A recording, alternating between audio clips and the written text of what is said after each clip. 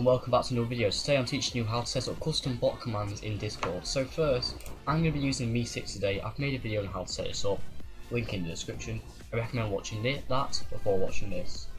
Then, you press this sort of button up here and press My Servers. You press the server you want to edit, then go to Custom Commands. You press this, these other two are paid.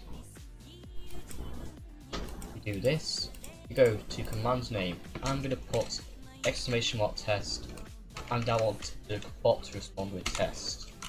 It could respond with anything. It could respond with my YouTube channel link, it could respond with my Instagram link, it could respond with my Discord link to another server. But I'm just going to have that. So add text, and then we press add. Then we go to the Discord server and I do this, !test. It should respond back. That's how to set up custom commands in Discord. Thank you for watching and goodbye.